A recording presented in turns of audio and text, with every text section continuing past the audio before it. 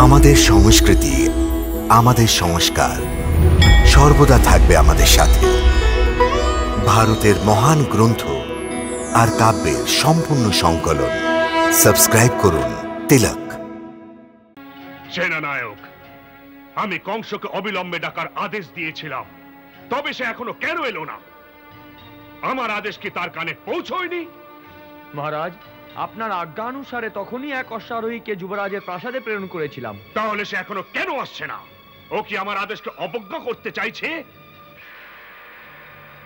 বীর সেন, তুমি স্বয়ং তোমার সৈন্য নিয়ে গিয়ে ওকে বন্দির ন্যায় আবদ্ধ করে আমার সম্মুখে উপস্থিত করো।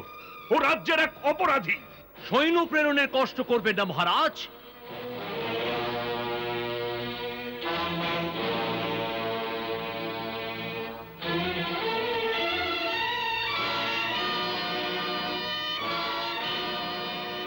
অপরাধী স্বয়ং উপস্থিত। বলুন, কি আদেশ?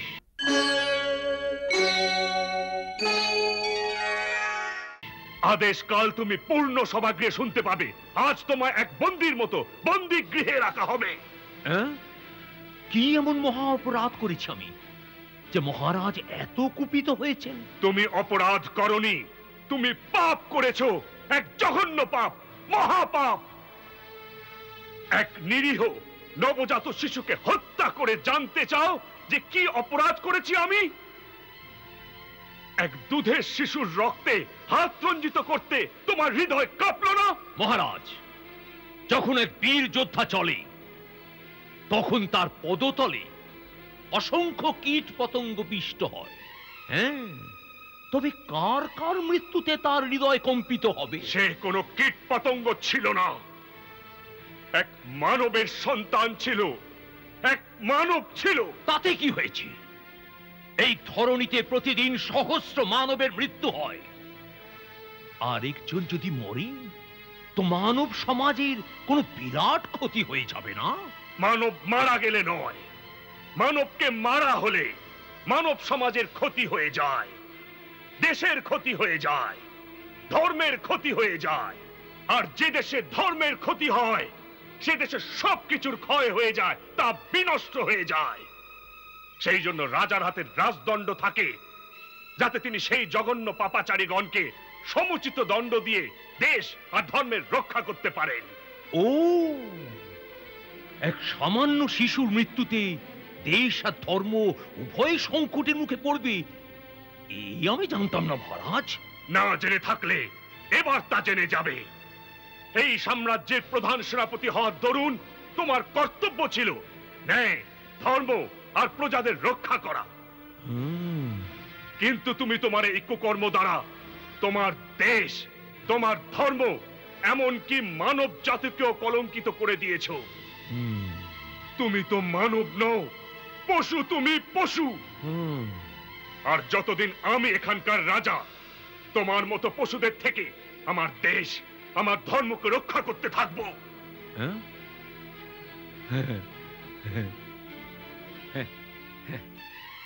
তবে তার একটাই সহজ উপায় আছে মহারাজ, যে আপনি রাজাই থাকবেন না।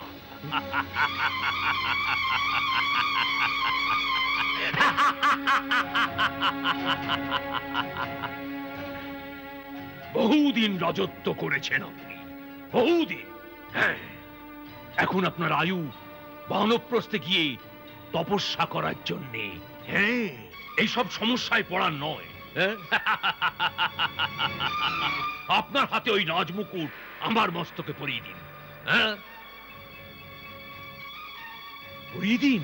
হ্যাঁ, দেশের কল্যাণ সাধন হবে। হ্যাঁ,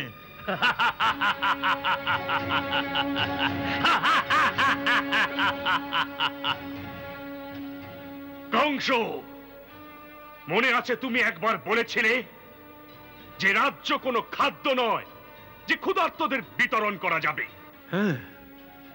সেই প্রকারে এই রাজমুকুটও ক্রীড়নক নয় যে এক দুর্বিনীত বালককে খেলার জন্য দেওয়া হবে।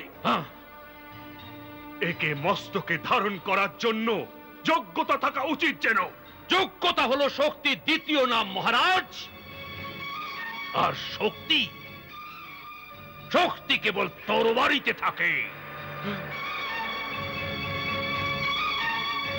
ও রাজদ্রোহী, বন্দী করো ওকে। যখন কংসের হাতে তরবারি থাকে তখন তার সম্মুখে আসার সাহস তারই হয় যে তার প্রাণের ভয়ে ভীত হয় না। আমাদের রাজার আদেশ পালন করা আমাদের প্রাণের চেয়ে অধিক প্রিয় যুবরাজ কংস, আমাদের বিবশ করবেন না, তরবারি পরিত্যাগ করুন।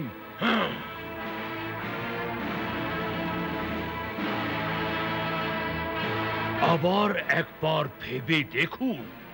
সৈনিকের কাজ চিন্তা করা নয়, আদেশ পালন করা।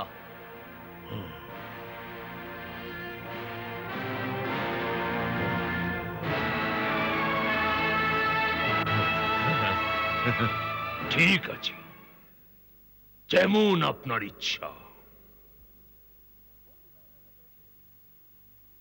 বন্দী করো দেশদ্রোহীকে।